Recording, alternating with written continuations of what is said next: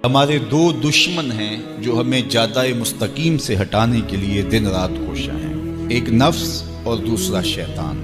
نفس اور شیطان دونوں دشمن ہمیں راہ حق سے ہٹانے کے لیے دن رات جد و جہد میں ہیں اور ہمارے خلاف مساعی جد و جہد اور محنت کر رہے ہیں۔ ان میں جو نفس ہے وہ بڑا دشمن ہے یا شیطان بڑا دشمن ہے؟ عمومی طور پہ تو یہ کہا جاتا ہے کہ شیطان نے ہمیں ورغلا دیا، لیکن شیطان جب خود ورغلایا گیا، شیطان جب شیطان بنا تو اس وقت کوئی دوسرا شیطان تو نہیں تھا جس نے شیطان کو ورغلایا، وہ نفس تھا جو شیطان کو بھی شیطان بنا۔ نفس نے اندر سے سر اٹھا کے کہا تھا نا، آنا خیر منہ، میں بہتر ہوں، اور باقاعدہ دلیل کھڑی کر لی اس کے نفس نے، خلقتنی من نار وخلقتہ من طین، مجھے تو نے آگ سے پیدا کیا ہے، اسے تو نے مٹی سے پیدا کیا۔ مٹی افضل نہیں ہوتی، مفضول ہوتی ہے، اور آگ اٹھتی ہے اوپر کو جاتی ہے، یہ افضل ہے، لہٰذا افضل مفضول کو سجدہ کیسے کرے؟ میں سجدہ نہیں کروں گا۔ باقاعدہ اس کے نفس نے ایک دلیل تراشی۔ اللہ اگر چاہتا اس کی دلیل کے بخی اور دھیڑ کے رکھ دیتا، لیکن اللہ تعالیٰ نے اس کی دلیل کا جواب دینے کی بجائے کہا جا میرے دربار سے نکل جا۔ اس نے کہا مالک مجھے مہلت دے دے، کہا جا قیامت تک تجھے مہلت۔ اللہ اکبر۔ تو اب شیطان کو شیطان بنانے والا نفس ہے جس نے اندر سے کھڑے ہو کے کہا انا خیر منہ، میں بہتر ہوں۔ اس میں نے شیطان کا بیڑا غرق کر، انانیت اسے کہتے ہیں، انا خیر منہ، اس سے انانیت ہے، میں بہتر ہوں۔ ایک بزرگ تھے، انہوں نے ساری زندگی اپنی زبان پہ لفظ میں نہیں آنے دیا۔ وہ فرماتے تھے یہ وہ لفظ ہے جس نے شیطان کا بیڑا غرق۔ تو وہ اس مفہوم کو ادا بھی کرنا چاہتے تو بالفاظ دیگر کر۔ کسی نے سنا کہ فلاں شخص ہے، اس کی زبان پہ کبھی میں کا لفظ نہیں آیا، تو اس نے کہا لو اس کی زبان پہ یہ لفظ کیوں نہیں آیا؟ میں جاتا ہوں اور ان کی زبان پہ یہ لفظ آئے ہی آئے۔ ہر شخص کی اپنی ترجیحات ہوتی ہے۔ ایک مہم پہ نکلا کہ ان کی زبان پہ لفظ میں لے کر آنا۔ گیا، حضرت بیٹھے تھے، حضرت ایک مسئلہ پوچھتے ہیں، بیٹا پوچھئے۔ کہا شیطان کو کس چیز نے برباد کیا تھا؟ حضرت اب تو بولیں گے نا کہ میں نے اس کا بیڑا غرق کیا تھا، کہوں گا جیسے بھی زبان پہ لفظ تو آ گیا۔ اور شیخ بھی بڑے سمجھدار تھے، سمجھ گئے اس کی نیت کے کھوٹ کو کہ یہ کیوں آیا ہے اور یہ مسئلہ کیوں پوچھ رہا۔ ہر مسئلہ تفہیم کے لیے نہیں پوچھا جاتا، اس کے مقاصد اور بھی ہوتے ہیں، اور اہل اللہ کو اللہ نے وہ بصیرت دی ہوتی ہے جو سائل کے انداز سے سمجھتے ہیں کہ اس کے مقاصد۔ تو کہا حضرت پوچھنے آیا ہوں کہ شیطان کو کس چیز نے برباد کیا؟ حضرت فرمانے لگے نماز کا ٹائم ہو گیا، ابھی جماعت کھڑی ہونے والی ہے، نماز کے بعد اس پہ بات کر۔ خیر نماز ہوئی، سلام پھرا تو حضرت خود فرمانے لگے کسی نے پوچھا تھا کہ شیطان کو کس چیز نے برباد کیا؟ جواب دینا چاہ رہا ہوں، کس نے پوچھا تھا؟ جھٹ کھڑا ہو گیا میں نے۔ کہا بس اسی نے اس کا بیڑا غرق کر دیا۔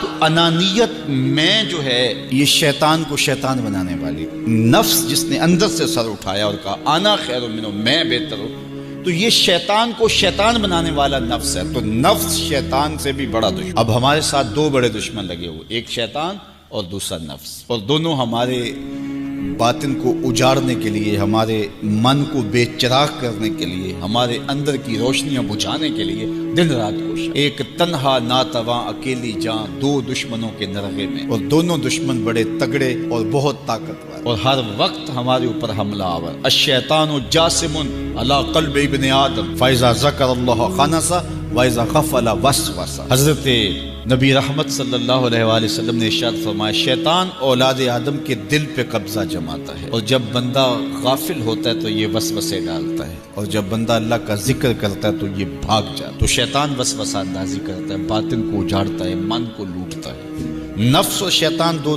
بڑے دشمن تھے جو ہمیں جادہ مستقیم سے بہکانے کے لیے دن رات کوشاں تھے۔ اب اللہ کا کرم دیکھیے، اذا دخل رمضان سلسلۃ الشیاطین، جب ماہ سیام جلوہ فراز ہوتا ہے تو شیاطین جکڑ دیے جاتے ہیں۔ جو ہی ماہ سیام شروع ہوتا ہے، چاند طلوع ہوتا ہے تو شیاطین جکڑ دیے جاتے ہیں۔ پورا مہینہ وہ آزاد نہیں رہتے، جکڑ دیے جاتے۔ سلسلۃ الشیاطین، یہ جو مسجدوں کے دروازے کھل گئے، جہاں 1.5 صف ہوتی تھی وہاں 5 صف تراویحوں میں ہیں، تو یہ شیطان کے بند جانے کی وجہ سے۔ لیکن مہنگائی کا طوفان ہے، بد نگاہی ہے، بد تہذیبی ہے، جھوٹ ہے، دیگر امور بد بھی جاری ہیں، یہ نفس کے موجود ہونے کی۔ نیکی کا ماحول پیدا ہوا یہ شیطان کے بند جانے کی وجہ، لیکن ہماری برائیاں بدستور موجود ہیں یہ نفس کے موجود ہونے کی وجہ سے۔ اب ہمارے لیے آسانی یہ ہو گئی کہ دو دشمن تھے جن کا ہمارے سے مقابلہ تھا، ایک نفس اور دوسرا شیطان۔ ہمارے لیے یہ سہولت ہو گئی کہ ہمارا ایک دشمن باندھ دیا گیا۔ اب دشمن ایک ہے جس سے ہم نے ماہ سیام میں، اور وہ دشمن کون سا ہے؟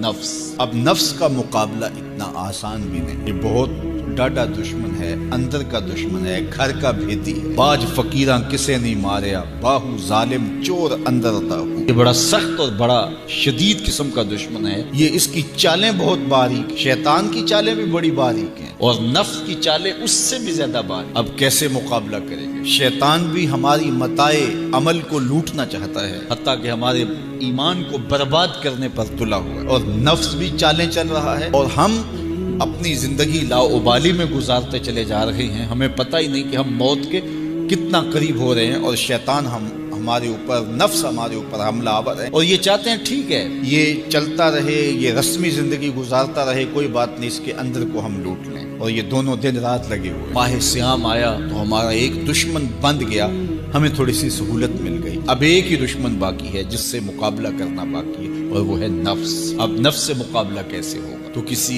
एक्सपर्ट से पूछें कि जनाब नफ्स है, हम कमजोर हैं, शैतान दुश्मन हमारा बंधा हुआ है, 2 महाज खुले थे तन्हा जान के लिए, 1 महाज बंद हो गया, अब एक ही महाज है, मुकाबला करना है तो कैसे कर? अल्लाह अकबर। तो हम इकबाल की बारगाह में अर्ज किया कि आप बताइए।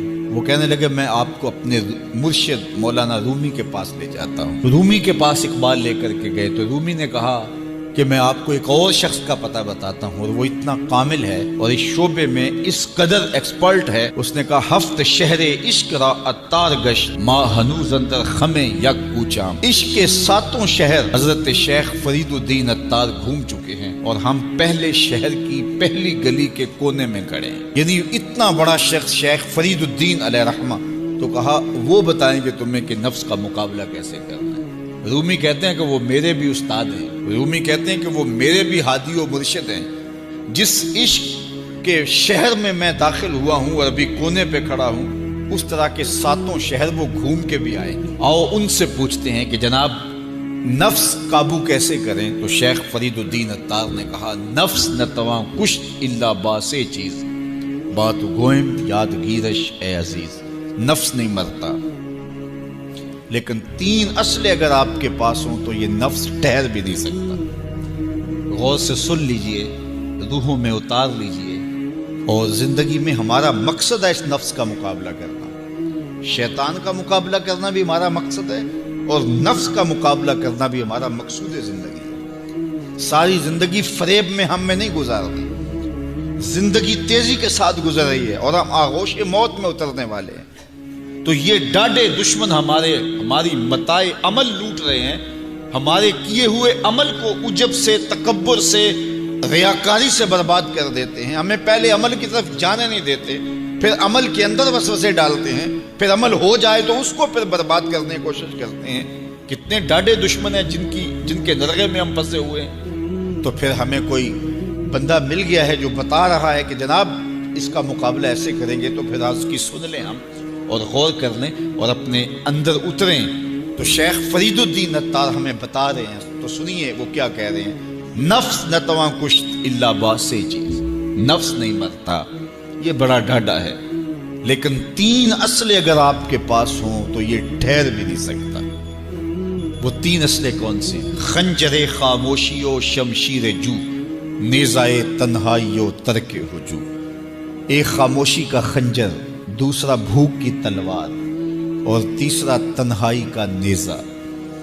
ये 3 असले तुम्हारे पास हों तो फिर नफ्स ठहर भी नहीं सकता। खामोशी के खंजर से नफ्स पे वार किया जा सकता है।